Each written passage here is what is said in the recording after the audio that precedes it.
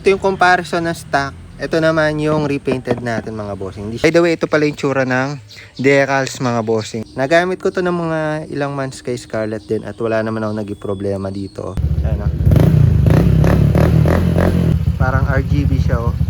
So kakatapos lang ng 15,000 kilometers odo PMS nitong Honda Click version 3 ng kapatid natin. At ngayon naman, lalagyan natin siya ng konting forma or konting diin mula sa pinaglumaan nating pyesa kay Scarlett natin. So kabilang na dyan yung pipe. So yung pipe kasi niya, gusto niya dagdagan ng konting ingay tulad dun sa isang Click version 3 na nakamokoto. So since di na natin ginagamit tong 4-road natin, salpak na lang natin dito para mas dinig din siya sa kalsada. Since LTO approved naman to, wala namang problema. Tapos yung swing arm mga bossing, dahil yung stock natin nagkakaroon ng stain at saka mabilis maluma tignan, mahirap linisin, kabit natin tong repainted natin galing kay Scarlett. So tayo kasi naka CNC swing arm na, so yan, tinanggal na natin to repainted. Hanggang ngayon makinis pa yung repainted oh, hindi dumudumi agad. Tapos may decals tayo dito mga bossing. Dapat kakabit natin to sa Click version 2 natin kay Scarlett, kaso na mali tayo ng bili. Pang version 3 siya, so yun, lagay na lang natin dito. Since ito tumagal na rin naman ng ilang buwan, so sulit na rin, palit natin to, baka kasi masira. Tsaka mas maganda rin naman tong ilalagay natin, medyo updated yung itsura nya. Lagay din tayo nitong Galfer disc. So ito galing pa sa stock ko, no? Ito yung stock na mags natin dati kay Scarlett. Na-stack up na rin tong Galfer disc. So saktong-sakto, nagtanggal na rin tayo ng bracket natin. So may extra bracket tayo. So yun, lagay natin siya dito sa stock para medyo lumakas tsaka gumanda yung disc brake or yung power. So yun, lipat na lang natin siya dito sa V3 para lumakas rin yung braking power tsaka magkaroon ng konting forma yung disc nya. So may GR5 ako dun, kaso kulay pink. Try na lang muna natin tong linisin. So sakto 5 holes tong Galfer natin dito mga bossing. Swak dun sa stock nya.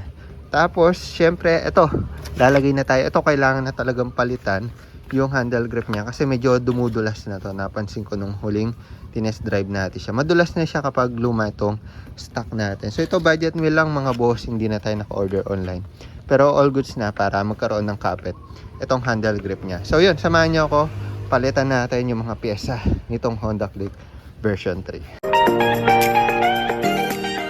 So bali inuna na natin tong handle grip. So tinanggal muna natin yung bar end. So yung diskarte natin dito, gamit tayo ng vice grip or ng pang-ipit kung sobrang higpit niya kasi hindi kinakaya ng screwdriver. So yan, kapag naikot nyo na ng vice grip or pang-ipit, ayan, matatanggal nyo na agad. So sinira na lang natin tong luma since di na rin natin gagamitin yan. Medyo magalas na kasi yan or madulas na. So yan, okay na tayo dito sa handle grip. Natanggal na natin yung luma, nakabit na natin yung bago. So ito medyo pansamantala lang kasi medyo mahaba yung domino. Pinutulan natin dito kaya pangit siya tignan para hindi rin makompromise yung pag-throttle niya. Yan, walang sabit. Pinutol ko siya ng konti mga bossing. Hindi to sa kabila, all goods naman, naipit naman natin. Tapos andyan pa rin yung mga end bar po natin. Stock pa rin yung gamit natin dyan. So sunod naman po natin is ito ang ating swing arm tsaka itong pipe. So pagsasabayin ko na para isang baklasan lang. So yan, baklas na yung stock pipe natin mga bossing. Next natin swing arm.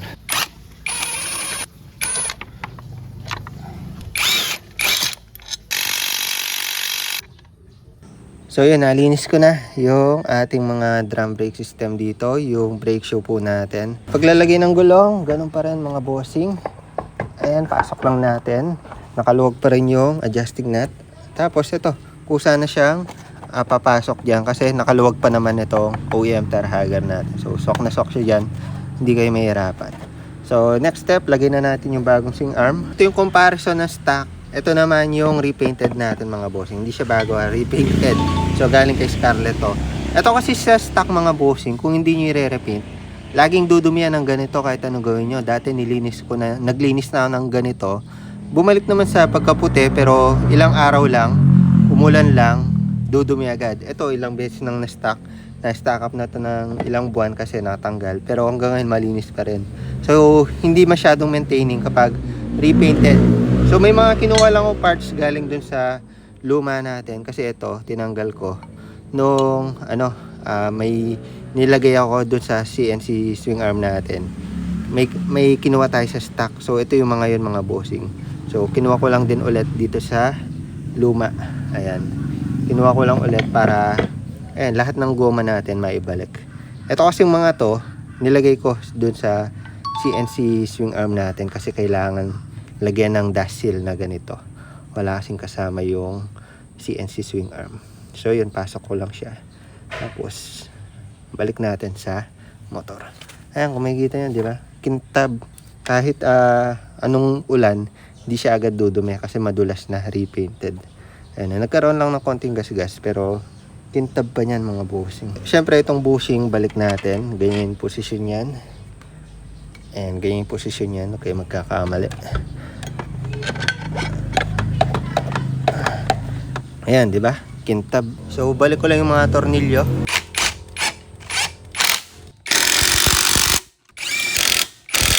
So yun, okay na tayo sa swing arm, OEM tire hugger. Lagay na natin tong pipe. Itong pipe na to is originally matte yung kulay niya or yung finish niya, pero binapping natin yung mga bossing. May video naman ako nun. At para sa mga hindi pa nakakalam, yung elbow nito dadaan sa ilalim ng swing arm. So ito, napag-decidean ko na ilagay siya dito kasi stuck pa yung ES nito mga bossing. Kumbaga, mataas pa yung clearance nito sa ating mga motor. Kung kaya naman, ayan, best na ilagay ko siya dito sa motor na to compared dun sa isang V3 tsaka kay Scarlett na medyo mababa.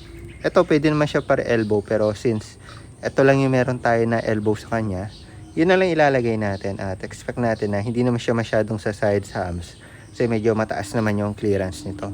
Nagamit ko to ng mga ilang months kay Scarlett din at wala naman ako naging problema dito.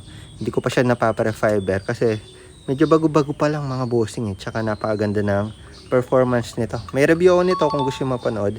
Ilalagay ko yung link dyan sa description. At yun, salpak na natin siya dito sa motor na to.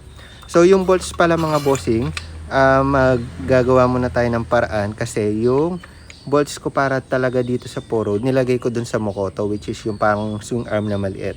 So ito gagamitin natin stock. Lagyan na lang muna natin ng bola at spacer dito para hindi siya tumama doon sa swing arm.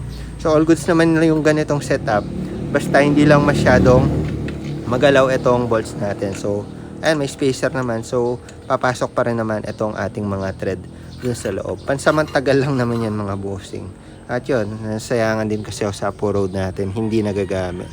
So yun, all goods lang naman din sa kapatid ko na lagyan ng konting ingay motor niya since sobrang tahimik at gusto niya yung performance ng isang Click V3. So yan, salpakin na natin to.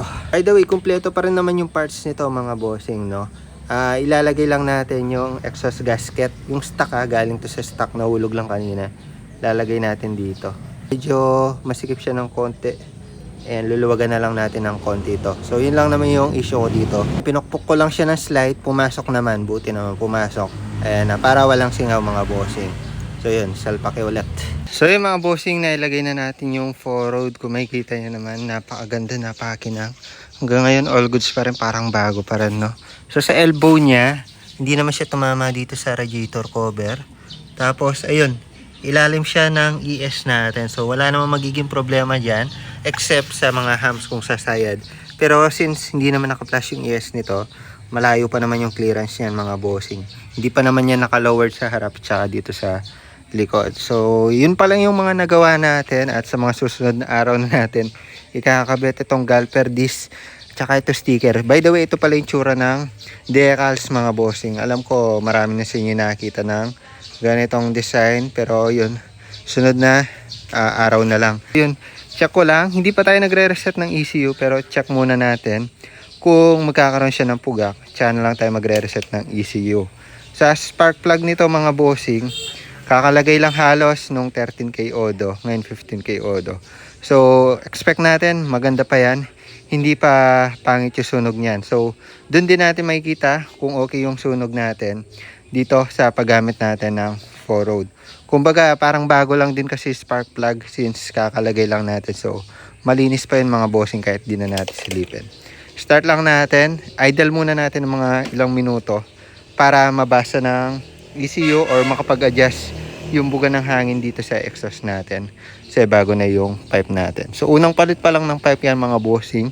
Nag-stay itong stock pipe na to ng mga 15K odo.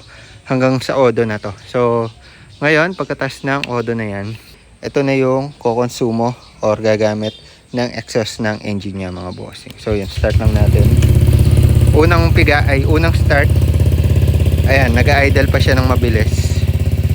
Check natin yung tunog mamaya. So, yun, i-idle ko lang siya ng mga 10 to 15 minutes mga bossing para hindi mabigla yung engine natin, tsaka para maganda po yung tunog ng ating mga pipe. Medyo na-stack up din kasi yan. At yun, i-rev natin maya maya.